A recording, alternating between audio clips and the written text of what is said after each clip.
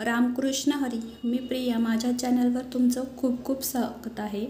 तर आज मी तुम्हाला हरभऱ्याच्या डाळीपासून बेसन दाखवणार आहे. पण ही डाळ मी रात्रभर भिजवली होती आणि ती वाटून आता त्याचं बेसन करणार आहे. अगदी सोप्या पद्धतीने आणि कमी साहित्यामध्ये तुम्हाला ही रेसिपी दाखवणार आहे.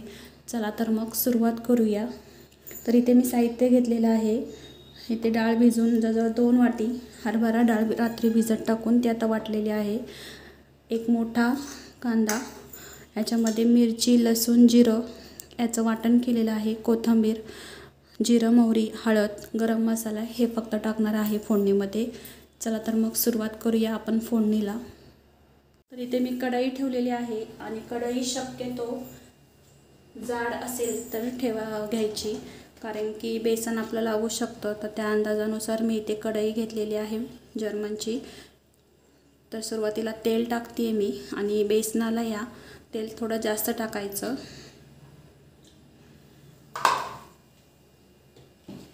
तेल छान तापून दिलं की मग आपण फोडणी द्यायला सुरुवात करूया. तरी ते आपलं तेल छान गरम झालेलं आहे. तर सुरुवातीला आपण मोहरी टाकणार आहोत. बेसनाची कोणताही पदार्थ आपण भाजीमध्ये करू, त्यात फोडणी खूप महत्त्वाची आहे. फोडणी छान परतली गेली पाहिजे.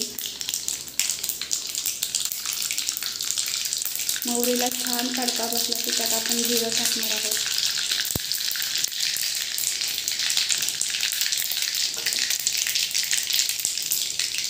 जिरं छान फुललं आहे तर आता आपण त्यात कांदा ॲड करणार आहोत.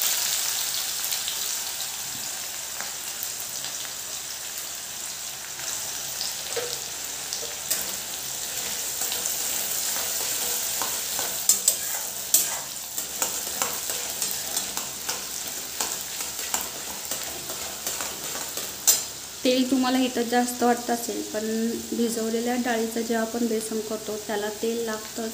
तर सुरुवातीला जर तेल टाकलं तर आपलं बेसन खूप छान चमचमीत आणि छान लागतं.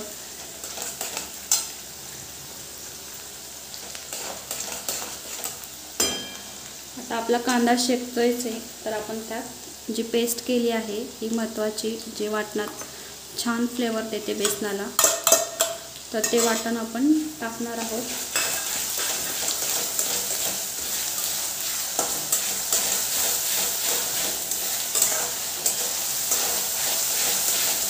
आता ही फोडणी छान आपण एकसारखी परतून घेणार आहोत, अगदी 2 ते 3 मिनिटं.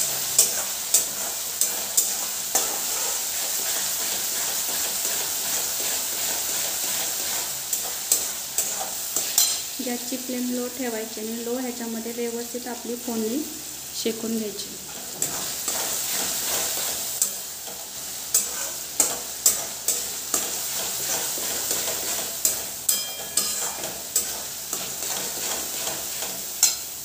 हे बेसन खूप छान लागतं. तुम्ही प्रवासासाठी जरी घेऊन गेलात तरी खूप छान लागतं हे चपातीसोबत.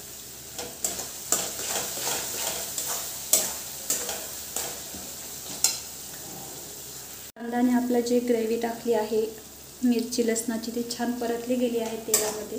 आता आपण त्याच्यामध्ये हळद टाकणार आहोत.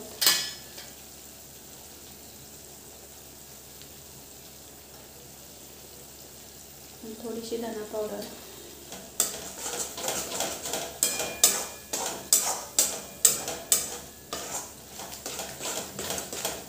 दोन्ही व्यवस्थित परतून घ्यायचं. आणि ह्या स्टेजला मी इथे मीठ टाकणार आहे, कारण जेव्हा नंतरून मीठ टाकायचं तेव्हा ते व्यवस्थित लागलं नाही जात बेसनाला. लक्षात घ्या, या फोडणीमध्ये सुरुवातीला मीठ टाकायचं आहे.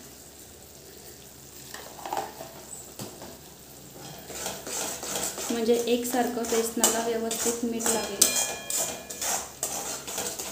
लक्षात ठेवा. हे आपण बेसन टाकून घेऊया. सुरुवातीला थोडंसंच टाकते आणि व्यवस्थित परतून घेते.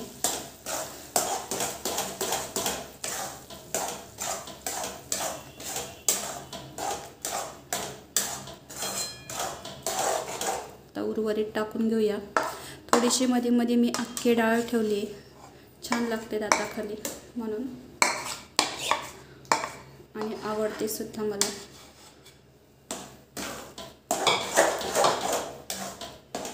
एकसारखं आपण हलवून घेऊया.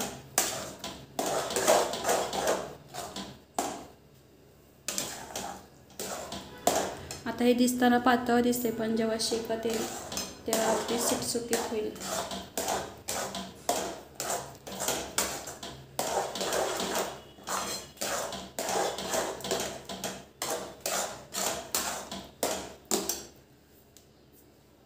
हे बेसन आपल्याला पूर्णपणे झाकण ठेवून वरती पाणी ठेवून शिजवून घ्यायचं आहे.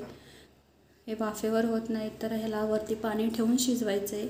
तर इथे मी मोठी ताटलीच ठेवली आहे आणि पूर्ण व्यवस्थित पाणी ठेवून त्यात आपल्याला बेसन शिजवायचं आहे. आणि याला वेळ लागतो, जवळजवळ 15 ते 20 मिनटं तर नक्की लागतात ह्याला. तर आता आपण ह्याची वाट पाहूया शिजेपर्यंत. हे बेसन अधूनमधून चेक करावं लागतं जेणेकरून खाली लागणार नाही. तर मी मगाशी एकदा हलवलं होतं, आता पुन्हा एकदा आपण ते हलवायचे.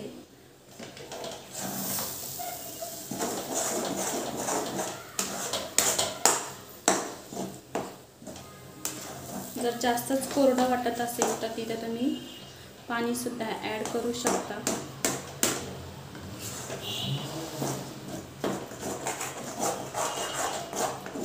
आता इथं मला गरज नाही वाटत, थोडंसं अजून जर मला कोरडं वाटलंच नंतर थोड्या वेळाने तर मी पाणी ॲड करेन त्याच्यामध्ये.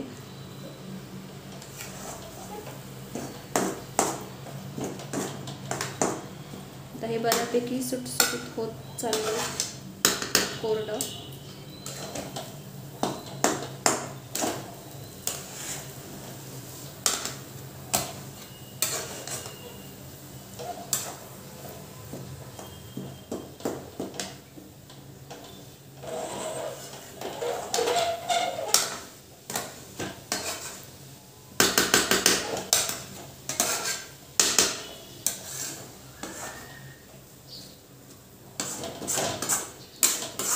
साईडचं सगळं व्यवस्थित एकसारखी करून घ्यायचं, म्हणजे लागणार नाही.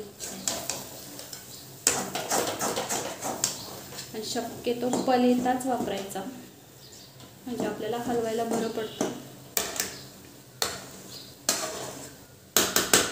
आता पुन्हा आपण झाकण ठेवूया याच्यावर.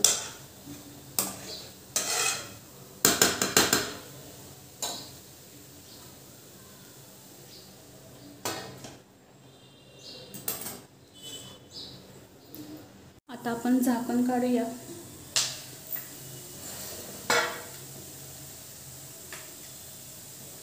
आणि एकदा हलवून घेऊया.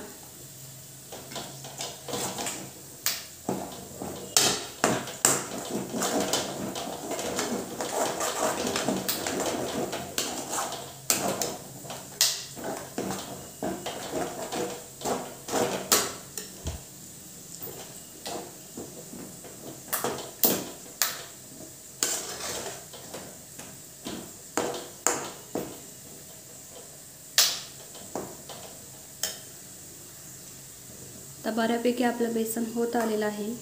एखादी अख्खी डाळ जी मी टाकली आहे ती चेक करायची झाली का. इथं आपलं वाटलेलं बेसन हे तयार झालेलं आहे. आता आपण एका भांड्यामध्ये काढून घेऊया.